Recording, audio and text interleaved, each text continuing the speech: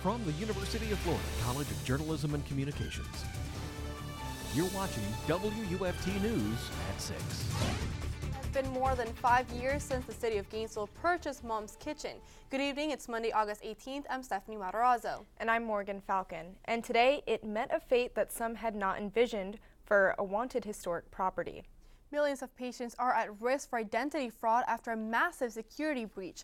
Community Health Systems announced today hackers broke into its computers earlier this year and stole names, birth dates, addresses, and social security numbers of 4.5 million people. The network owns more than 200 hospitals, including the Monroe Regional Medical Center in Ocala and Shands facilities in Stark, Lakeshore, and Live Oak. The network is notifying patients affected by the breach and is offering them identity theft protection services.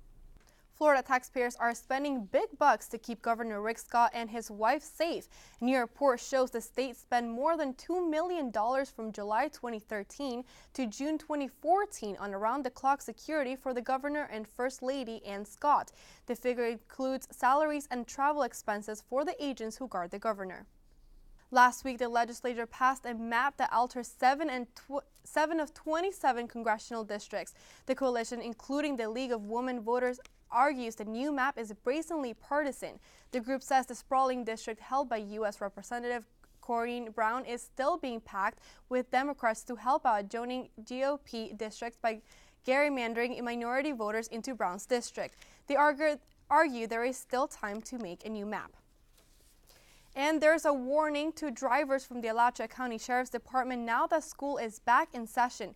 Deputies will be monitoring school zones very closely. Citations for speeding in a school zone or passing a stopped school bus can get you a ticket for hundreds of dollars.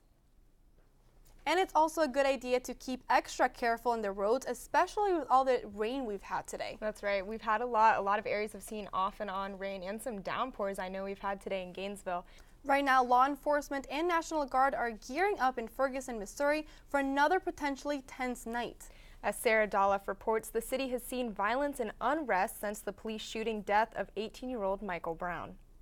Texas Governor Rick Perry says he will move ahead with plans to visit early voting states despite the criminal charges filed against him.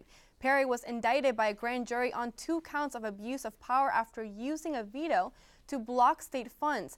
Perry calls the indictment politically motivated. The potential 2016 Republican presidential candidate could be forced to sit for a booking photo and fingerprinting this week. 2 cosmonauts went on a spacewalk today outside the International Space Station.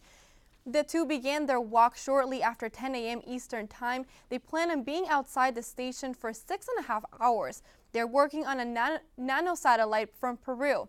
The nanosatellite will take photos of the Earth and send them to a group station as part of the country's effort to gain greater experience with satellite technology.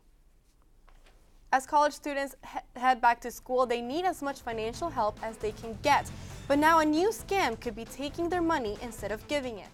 You're watching WUFT TV News. It's not only back to school for many public school students, but college kids as well. But unlike grade school, going to college can come at a hefty price. And many families are relying on loans to pay for things like classes, books, and rent. And the last thing they need is a scam. Bob Hansen reports. If you think you may be a victim of a scam, you can call the Federal Trade Commission or visit ftc.gov. Social media and cell phones mean students can be bullied anywhere, not just at school. That's something many parents fear they have no control over. But as Justin Finch reports, now there's an app for that. Halt is a free app and is currently available on iPhones.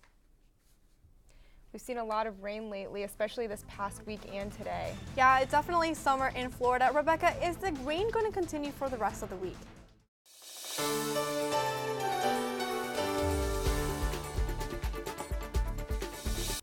Thanks, Rebecca. Well, in just 1 week, it will officially be game week for the Florida football team. That's right, and I know Gator fans are ready to put last year in the rearview mirror, and our own Yancey Cook is in the newsroom with the latest on the team. Thanks, Rebecca, and thank you at home for watching WUFT News at 6, a production from UF's Innovation News Center. We'll see you again tomorrow. Stay with us on WUFTnews.org. The Nightly Business Report is coming up next. Good night.